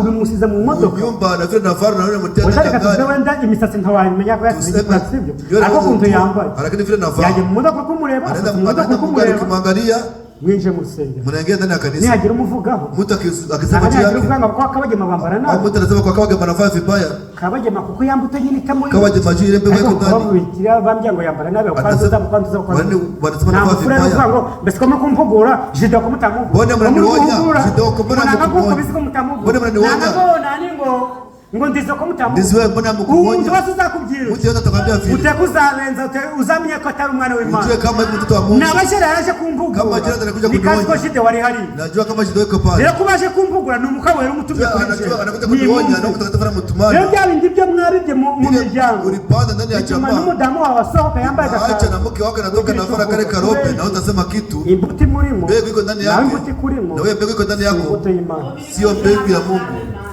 ariko imbuto y'Imana umugabo ni ikiyo cy'umugore n'umugore ni ikiyo cy'umugabo muke ni kiyo cha Bwana na Bwana ni kiyo cha muke umugore ni ikiyo cy'abana muke ni kiyo cha watoto kirikari ni nkabona ngubye gusi nani fure sasa nakwambia umugabo waza yamba kure ngo naravuze narananiwe ni moja ni ukuri pe nzavuga Imana izamuhindura ariko urumva icyo wari ufite warakimuhaye waramubwiye ngo sere kino ni kibi kino ni cyo kwambara kandi wabyemeye warabimubye ariko ikibi niko muza utarabimubye moja nicho nakuja na bila kumwambia ubibye byawe n'umugore abibye nawe mwana wowe napanda vyake ndio napanda vyake na ariko muri kuza hano najyana bavuga ijambo ry'Imana amen amen itakufikisha Jose ikintu cyo natinye buri muntu iyo umuntu aranda gupfa mtu akitaka kukufa nje nageze ahantu aho navuga ngo narapfuye maje gupfa ndogenda nikufa nikitaka ariko nivungira ngo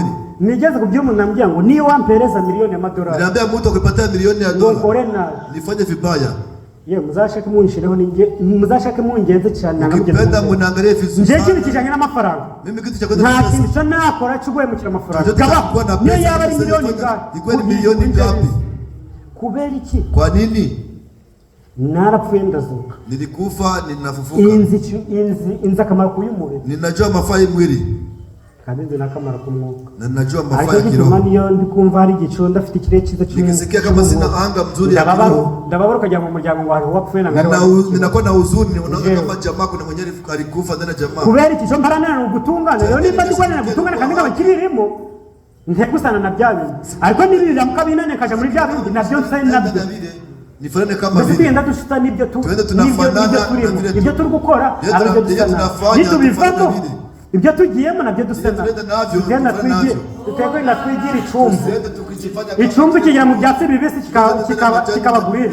Kajyamo umutubu kikaba umutubu. Ariko nta mufrere ugomba kuba icumbi. Ndugu mwenye anaweza kuwa kama kile kidudu. Ibyo tubiba tunapanda nibyo tuzasarura. Vile tutavuna. Ibyo umukozi abiba nta kabuza azabisarura. Ibyo umudakona abiba nibyo azasarura. Ibyo abaririmbyi babiba nibyo azasarura. Abakristo ibyo mubi nibyo muzasarura. Wese ibyo tubi nibyo tuzasarura. Ujye kuzakira umuntu urubanza ari kubiba ibyo afite. Ujye kuzirikira umuntu ari kubiba ibyo afite. Uwiteka yari yantumye baganiriza ijambo rikuvuga isarura nyuma yo kuvuna nyuma ya kupanda. Toje mbagiye ngo na mareza nikwambia eti bene data wa ndugu kandi bakunda tena wapendwa kandi aho tuzaraga tena wenyewe tutaraga uragenda bakunda kandi ziko tuzaraga mimi nawapenda tena ariya kunyambabwira ngo pamoja mbere yuko basezera kambabye kano mbere ya kuharaga acha niambie kitu hari mfurero wambyara ambira ngo kuna ndugu niambia anasema eti ngo bize wowe kintu nakubonye bizi je ndiona kwako ngo uravuga umuntu akagira ngo mari gufita ikibazo. Unasema mtu anawaza kama mlikuwa swali na mtu. Tugarutse ku zampano zahawe n'Imana. Tukirudia kule karamu tulipewa na Mungu. Mama manane Olive nta kisho dufite. Dada Olive tufie kitu. Ariko Imana icyo yansizemo. Lakini Mungu cyane. Naba ari kigucayica. Kama ni cha kuadhibu. Uzabona kumenya umukozi nyakuri. Ndipo utajua mtumishi wa kweli. Imani kamutuma ari ugucayica. Mungu akimutuma ni wa kuadhibu dhambi. Ariko agacaka baje. Anakataa kuadhibu wazi ule si mtumishi. Kintu cyo nashatse kuvuga ni iki? Nilikuwa nataka kusema ni hiki. Njewe mimi Imana umurimo yampaye. Kazi Mungu ananipa. Nzawukora nkuko yampaye. Nitaupatia vile nilipatia. Sinzavuga ibiteye isoni. Ariko mukabisema byenyewe leta haya. Ariko nzavuga nkuko yawumva. Anake itasema kama vile nipatia. Kandi nje buriya. Tena mimi nje mbabazwa no kuba twasubiye inyuma mu byo kwizera. Ninahuzunishwa na kurudia nyuma. Wambaza ngo twasubiye inyuma. Ndani ya mambo ya kuamini. Na ufite amaso yawe na nifite yangu. Wewe kuna macho yangu, mimi niko na macho yangu. None nutakumva bijambo imbabaza ninza mbabwire ngo. Nihuzunisha na ngo duhagaze neza muri Imana yije yasanga twaje. Vizuri Mungu akikuja tu. Basuze ngo tubaye ibisarwa bizima bikwiriye. Imana yabigifite wa muri mu gutuma kabagema na gutuma biza. Unajua kama tuna mafuta stahili, tunatuma na visa huko. Basi hiki tuma biziga tuma kabagema. Natuma visa na tuma na kabagema. Niko hari hivi tari bya. Niko kwa kuna vitu haviko stahili. No nyema bye kile kintu ndano kugichani. Mazabao hapa. Ni mu mamwe abakozi banyu kubabwiza. Katara watumishi wa Mungu waambie ukweli. Umuntu wese ufite wa Mungu kwa kuzi yote yiko na ile kitu kukata watumishi waambie ukweli. Wiko ndani mapepo tena utaingia mbinguni. Icyo kintu ndakikubwiye. Ile kitu naikwambia. Nuzategera umukozi w'Imana matwi. Ukitegea mtumishi wa Mungu masikio. Akubwira amagambo atuba kama akubwira maneno ya wewe jega nikimwe. Wewe na yeye gara ni moja. Ariko ni umwana w'Imana. Lakini kama uko mtoto wa Mungu. Unasema yego zuba uravuga. Ndiyo utatii. Uno nubwo ari umukozi w'Imana. Wewe ni mtumishi wa Mungu. Ibi bintu. Kweli hivi vitu. Asina bari umukozi w'Imana yakavuga. Bari umukozi w'Imana akubwira ngo kuruje. Mtumishi wa Mungu ni kupatia mfano. Wala bimitatu yakunaniye ugende yogosha. Akahengeka. Ingawa nywele zilikushinda uende uzinyole.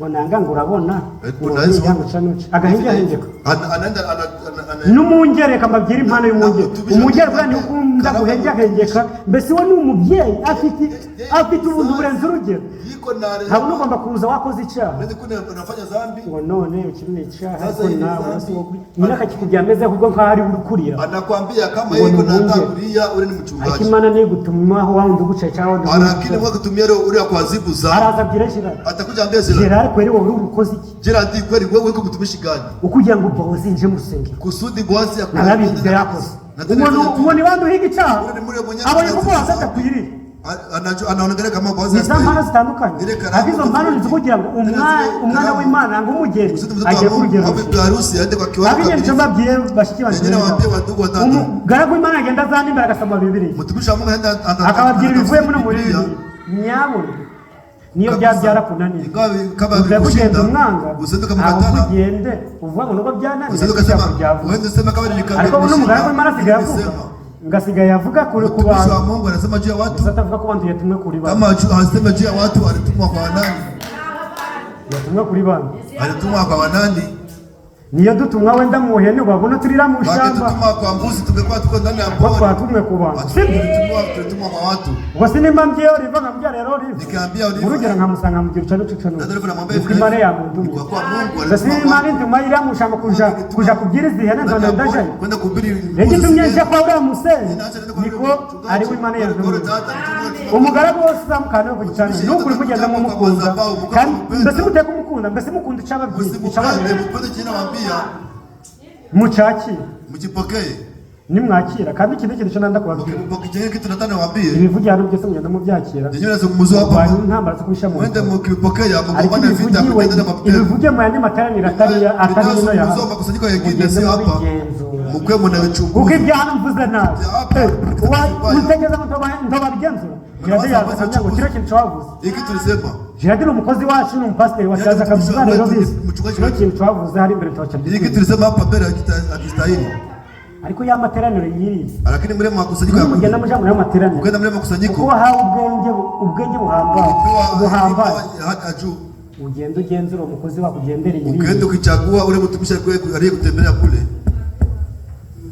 ninde musero nasaga burasi nkunda urubyiruko nigituma urubyiruko buranzigenda nabo ngira njewe nuvuga ko nkunda urubyiruko sikora bana bagiye gusazana ko tugiye gusaza ariko abazasigara ni babuwazi bazasigara ha pasiteri nabo wazi natamenya ngo kwambara isengeri n'icyaha azaza gucaha abana be bisaba bowazi amenye nako ashyirwa ahantu hakwiriye yigishwa ibikwiriye ahabwa ibikwiriye nawe nagera igihe afate imbuto ariryo jambo agenda arigaburira abantu kuko yarigaburiwe urubyiruko ndarukunda niyo nabona utameze neza nkakugendera nkabikubwira niko yabyambabaje kandi si ukuvanga ukaba konkwanga mba nkwanga sikugira uzambere umugore wa kabiri nanga mba nkwanga kugira uzambere mushiki wanje umumubiri oye nubyo mbere mushiki wanje ukiranuka usa n'amagambo y'Imana mushiki wanje uzicarana nanje muri bwa bwami tukurebana mvuge ngo mushiki wanje fata hano wakwanye intambara nziza akumugara ko Imana nabavuze ku myambarire ngo muramwanza navuze mu misatsi muramwanza navuze ku bagabo banananye bagaba kureba bakubita abagore babo ngo nawe uragatanye kwinjira mu ngo z'abandi mbese yagenda yinjira mu rugo oya iri jambo ry'Imana Gerard hano agomba kuza akavuga ngo umugore wawe umugabo we ubusa umugabo sio ndugu sio mwenye haki yari yagusanga wanga kubyere ngo mbese ngo ko mu rugo rwawe wifatira yari yagusanga wako akwambie mbone kunyumba nashikamata hivi ukazi nawe uri pasiteri wawe nawe najua ariko nawe hano ni pasiteri wawe kandi ni Imana y'amahoro muri rero hano mwumvire ugenda ukora ubupasiteri bwawe ibyo wahashe hano genda ubigaburire urugo rwawe hapa enda ukapatie nyumba yako dukunda abakozi bacu ndasuze abakozi bacu tubakunda kuko ngo ari beza inyuma kuko ari abakirasi tubakundira ijambo ry'Imana kandi icyo baduhereza ni ijambo ry'Imana icyamba abakozi bacu mugenda mubakunda mubakundira amagambo y'Imana kandi bababwira mukabyumva ariko uzakubwira byose atabikuyemo nawe uzabyanga kuko abikubwiye bitanditswe ako nakubwira uko ugomba kubifata byanditswe nawe uzabyumva igitumye mvuga kino kintu nakubera iki naacha nasema kitu ni nini niko amateraniro ya hano kwa kama mkutano hapa abantu bakoreka ko bari kuyumva watu wanakuonesha kama wanakusikia ariko iyo bashamwe bikorwa ni yandi yo hapo lakini yenyewe natamu yandi mu bikari mu mazu hehe na hehe bile bya manyumba na wapi ayo na materaniro kwa Satani babyishije uko niyo wabikugana hagati y'umufure n'umukozi n'umusere nanga umukozi n'umufure kama ni ndugu na ariko atarayanejeje Imana kama habifurahishe Mungu arakunenga ibyaha kama ni na materaniro ya Satani ako twahawe ubwenge icyo gituma kabagemaje wanje tukagana ku magambo y'Imana ngomba gutamvuze ngo kabagema nasikia anarudia anasema kabagema Imana yaduhaye umukozi wagema tupatie mtumishi wa kweli nanga yagema au akienda anasema ati kabagema ni kari umukozi w'Imana kabagema ni mtumishi wa Mungu ngo ntakintu nogesha sibyo mwahawe ubwenye mu bukoresha ni mu bukoresha twagera ku bumwe bwo kwizera tukizera bimwe tukaba mu mwuka umwe tukaba hamwe nta kintu kizakora iki kizadutandukanya nta n'ikintu kizadushobora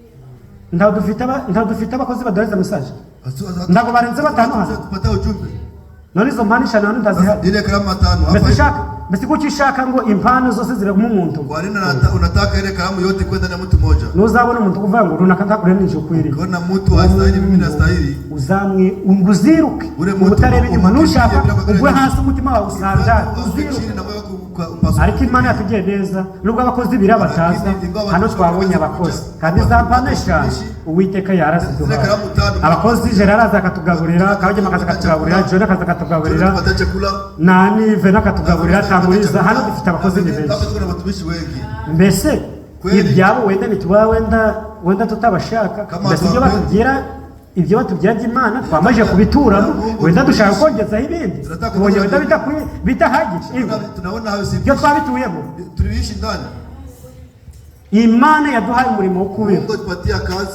kandi uwo murimo uyaduhaye tuzasarura abagaragu barabiba abaririmbyi murabiba abadiyakoni twese turabiba nandi kubaganiza ijambo rivuga ngo isarura nyuma yo kubiba buri umwe wese agende azi yuko uko abiba kari kazasarura ibyo abiba kari kazasarura uwiteka aduhereze umwuka nangase aduhereze imbaraga atugwishiriza imvura yo kubiba ibikwiriye kandi n'ubiba ibikwiriye uwiteka agwishiriza imvura kugira ibyo wabiba bibona imvura bibona akazuba nuko maze uzasarure ibikwiriye abasarura neza n'akababibi neza ababibi urukundo ababibi ubumwe ababibi byiza biharanira ijambo mbese biharanira kugera ku byiza by'Imana bashaka tugera heza mukabibi byiza kugira tugera ahandi heza Imana ibambere umugisha Imana ibagenderere kandi Imana mwana umugoroba ibaraza heza